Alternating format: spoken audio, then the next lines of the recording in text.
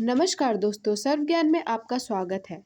आज हम आपको बताने वाले हैं कि वर्ष 2025 में किन राशि वालों के घर में झमाझम बढ़ेगा पैसा और किन राशिफल वालों के लोगों की धन संपत्ति में होगी वृद्धि। बहुत जल्द नया साल का बजट आने वाला है। ऐसे में हर किसी के मन में ये देखने की चाहत होती है कि साल 2025 में ये कैसा रहने वाला है। निर्णायक से आर्थिक स्थिति के बारे में जानने के लिए सभी बहुत उत्सुक रहते हैं। साल 2025 में इन समुद्र तट के घर जहां धन का आगमन होगा, वहीं इन जातकों के खर्चे बढ़ सकते हैं। तो आइए जानते हैं एक एक कर हर राशि के आर्थिक स्थिति। मेष राशि। गणेश जी कहते हैं कि मेष राशि के जातकों को इस साल कड़ी मेहनत करनी होगी, जो आप नहीं कर पाएंगे। लगातार मेहनत करने से आप जल्द थक जाएंगे और आपकी कार्य क्षमता भी कम होगी। आप गलत काम करने में प्रवृत्त होंगे। मेष राशिफल 2025 के अनुसार इस वर्ष आपकी आय में निरंतरता बनी रहेगी। इस साल आप कहीं भी निवेश कर सकते हैं। आर्थिक मामलों में इस वर्ष मेष राशि के जातकों के लिए अनुकूल जीवन है। वृषभ राशि। गणेश जी कहते हैं कि इस वृषभ राशि के जातकों के लिए आर्थिक मामले बहुत अच्छे रहेंगे। राशिफल 2025 के अनुसार इस वर्ष वृषभ राशि के जातकों को कहीं से भी आर्थिक लाभ मिलने वाला है। यह लॉटरी या जुआ से मिल सकता है, लेकिन लॉटरी या जुआ से बहुत अधिक धन जमा नहीं होता। संभव है कि आप इस साल कोई भी वाहन भी खरीद सकते हैं। अब बात करते हैं मिथुन राशि की। गणेश जी कहते हैं कि आर्थिक दृष्टि से यह वर्ष काफ़ी महत्वपूर्ण है। साल का पहला भाग काफ़ी अनुकूल रहेगा। अगर आप नौकरी पेशा हो या व्यवसाय, आपकी आय में वृद्धि होने के अच्छे आसार हैं। संभव है कि खर्च भी काफ़ी हो। उदाहरण के लिए आप दान पुण्य का काम कर सकते हैं या परिवार के सदस्यों पर खर्च कर सकते हैं। साल का दूसरा भाग असली नहीं है, इसलिए कोई बड़ा सौदा करने से पहले अच्छी तरह सोच समझ लें। अब बात करते हैं कर्क राशि वालों की आर्थिक स्थिति के बारे में। गणेश जी कहते हैं कि राशिफल 2025 के अनुसार इस वर्ष कर्क राशि वाले की आर्थिक स्थिति बेहतर रहेगी। संभव है कि कहीं से भी अटका हुआ वापस पैसा मिल जाए। इस साल आपको लॉटरी या इंश्योरेंस का पैसा मिलने की संभावना है। इस साल आप कुछ पैसे भी बचा सकते हैं। कर्क राशि वाले लोग इस साल कई अचल संपत्ति भी खरीदेंगे। कुल मिलाकर कर्क राशि वालों को इस साल आर्थिक लाभ मिलने वाला है। अब बात करते हैं कन्या राशि वालों की आर्थिक स्थिति के बारे में। गणेश जी कहते हैं कि कन्या राशि वालों के लिए साल का पहला भाग बहुत अच्छा रहता है और इस दौरान आपकी आय में भी वृद्धि हो सकती है। लगातार अच्छी कमाई के कारण आप सारा धन कमाने में सफल रहें। यदि आपने कोई कर्ज लिया है तो उसे एक साल पहले भाग में ही भुगतान करने का प्रयास करें, क्योंकि दूसरे वर्ष में आप कोई नया काम कर सकते हैं तो आपको बहुत सारा धन चाहिए होगा।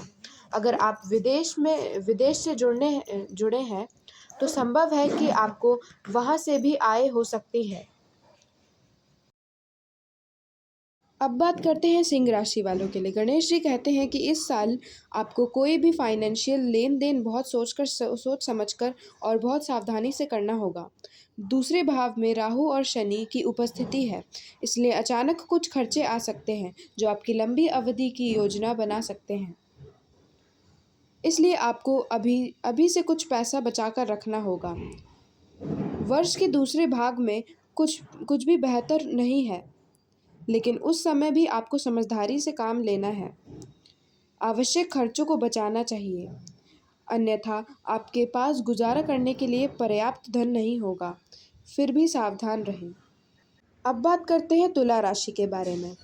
गणेश जी कहते हैं कि इस वर्ष आपको अच्छा धन संचय मिलेगा। वर्ष के प्रथम भाग में बृहस्पति की दृष्टि आपके धन स्थान पर है, लेकिन शनि दूसरे भाव में है, इसलिए धन के मामले सामने आते हैं, जबकि बीच बीच में अचानक धन लाभ के संकेत मिल रहे हैं। किसी भी निवेश के लिए यह समय ठीक नहीं है। हालांकि साल के दूसरे भाग में आय में वृद्धि होगी, लेकिन कोई बड़ा निवेश करने से बचना चाहिए। अब बात करते हैं वृश्चिक राशि के बारे में। गणेश जी कहते हैं कि इस साल यह शेयर धारकों के लिए अच्छा रहेगा। इसलिए स्पष्ट है कि इस साल वित्तीय दृष्टि भी काफ़ी अच्छी रहेगी।